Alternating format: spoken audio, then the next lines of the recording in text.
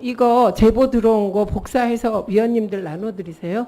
네, 요거 복사해서 나눠드리십시오.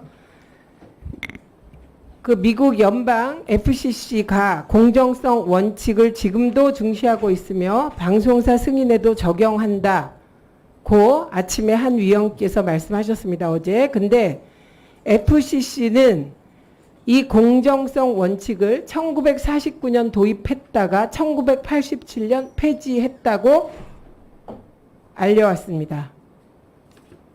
그리고 두 번째로는 동등시간 배분 원칙을 말할 때 동등시간 배분 원칙은 정치 광고나 방송 연설 시간에만 해당하고 뉴스에는 그렇지 않다고 기록되어 있다는 제보가 들어왔습니다. 그래서 복사해서 위원들께 다 나누어 주시기 바랍니다.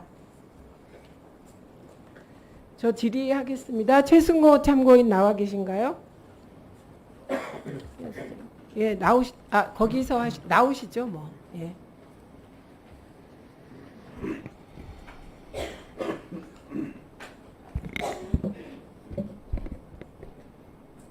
네. 예, 시작합니다. 최승호 참고인은 2012년 이진숙 후보자에 의해서 해고당했습니까? 네, 그렇습니다. 예, 법원은 이 해고를 어떻게 판결했습니까? 예, 해고 무효라고 판결을 했습니다. 그 당시에 김재철, 이진숙 두 분 체제에서 해고자가 8명이 나왔고 수백 명의 징계를 했는데 8명의 해고 모두 다 무효 판결이 났고 수백 명의 징계 대부분이 징계 무효로 나왔습니다. 네, 그러니까 김재철, 이진숙은 MBC 언론 탄압, 불법 해고의 대명사였겠네요? 예, 이진숙 후보자도 상당 부분 인사위원으로서 참여한 걸로 알고 있습니다. 네. 김장겸, 이진숙 체제에서 이분들이 김장겸, 이진숙 의원님은 제외하겠습니다. 예. 아니요. 등은 김재철, 이진숙. 예, 그렇습니다. 근데 그 얘기가 아니에요. 다른 얘기예요. 계속해서 지금 MBC가 노영방송이라고 주장을 하고 계십니다. 여러분이. 네. 예, 그런데 이 MBC가 노영방송이라고 생각합니까?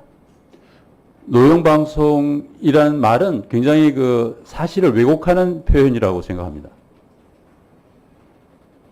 네. 사실은 그 노영방송이라는 말이 나오게 된 배경은 이명박 정권의 방송 장악 사주를 받은 경영진이 언론 자유를 탄압하는 과정에서 그것을 막아내자고 공정방송을 지켜내기 위한 제도를 만들잖아요. 그래서 그렇습니다. 그 제도 중에 하나가 임명동의제죠. 네. 예. 그런데 이 임명동의제를 실시한다고 해서 이게 노영방송이라고 할 수 있습니까? 그런 말을 할 수가 없죠. 이진숙 후보자가 참여하셨던 92년도 50일 대파업 당시에 노동조합이 내걸었던 요구 조건 중에 하나가 국장 추천제입니다.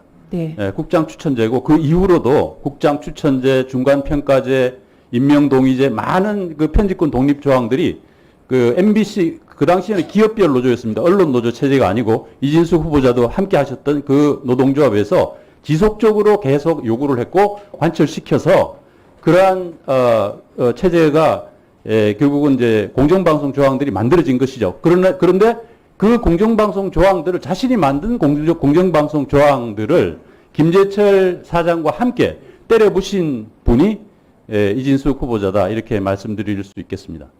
역시 똑같이 말을 바꾸고 똑같은 것을 다르게 규정했군요. 네, 그렇습니다. 그리고 어제 최승호 참고인이 떠난 뒤에 이 자리에서 최승호가 퇴직 공로금 신청을 했다는 비난이 나왔습니다. 네. 퇴직 공로금을 신청하신 일이 있습니까? 제가 신청한 적이 없습니다. 제 앞에 김재철, 안광한, 그리고 여러분의 사장님들께 퇴직 이후에 고문 역할을 하면서 금액도 지급하고 사무실과 차량을 제공한 사실이 있다는 걸 제가 알고 있습니다. 네. 저희들이 들어와서 그거 문제가 있다고 해서 그 제도를 없앴습니다. 없애고 제가 나오면서 그러한 것들에 대해서는 전혀 기대도 하지 않았고 저는 아무런 적이 없습니다. 예. 근데 그걸 뭐 어디서 그 실무자들이 아마 그 기한을 해가지고 관행적으로 올렸는지 몰라도 그거는 MBC 사측에서도 그 당시에 그 뉴스가 나왔을 때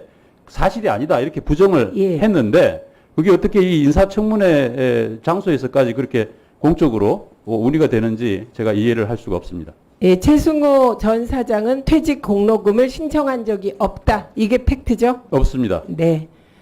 그리고 최승호 사장의 체제에서 해고자가 19명 나온 건 사실입니까? 예, 어제 제가 이제 그 설명을 사실 이게 좀 부끄러운 일이라서 설명을 자세히는 못 드렸는데 네.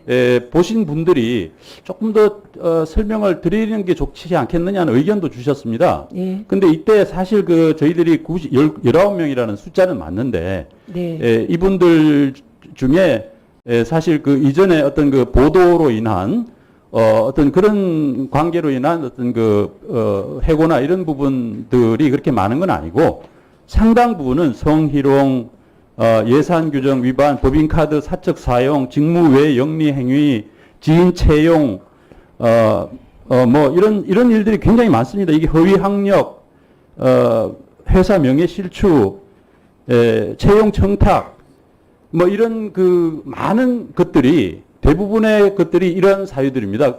그 저희들이 들어오니까 이전의 어떤 그 체제에서 이러한 많은 그 징계를 해야 되는 사안들에 대해서 제대로 된 징계를 하지 않고 이런 것들이 쌓여 있는데 그때 마침 이제 그 미투가 벌어지지 않았습니까? 그러다 보니까 회사 내에서 그러한 쌓여 있던 사안들이 한꺼번에 많이 제보가 들어오고 하는 예. 바람에 저희들이 처리를 하느라고 이 좀 숫자가 늘어났지만 대부분 다 법적으로 그 인정을 받았고 일부 이제 양정이 좀 과하다는 그런 판정은 저희들이 즉각 수용을 해서 양정을 낮춰서 재징계를 했습니다.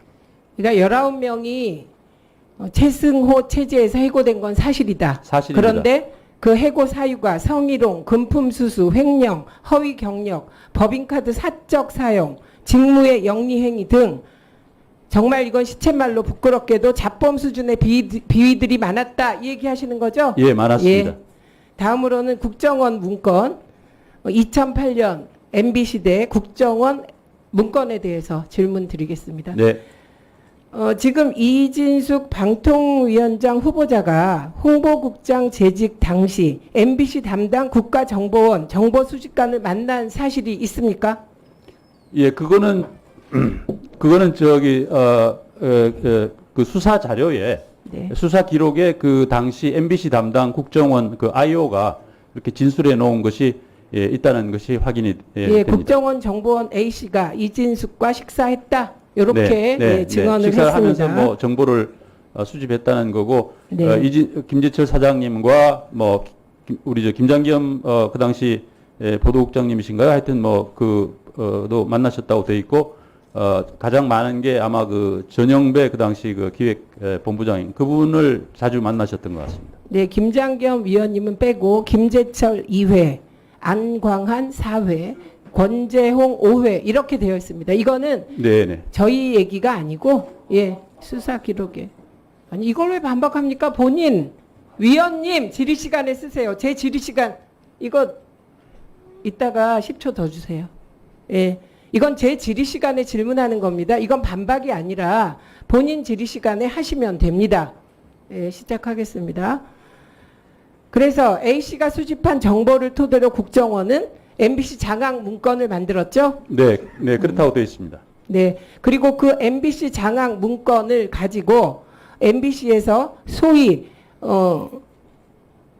피해 숙청이 이루어지는 이유가 되는 거죠. 이 장악 문건에 의해서. 네, 그렇습니다. 네. 그래서 지속적으로 제가 이제 그 문재인 정부 때 국정원으로부터 정보 공개를 받았는데 89페이지라는 저에 대한 사찰 기록이 공개가 됐습니다. 그 내용에 보면은 국정원에서 국정원 차장이 전영배 기획본부장을 만나가지고 계속 이제 그 압박을 하면서 최승호를 비롯해가지고 제작진을 교체하라는 압력을 줍니다.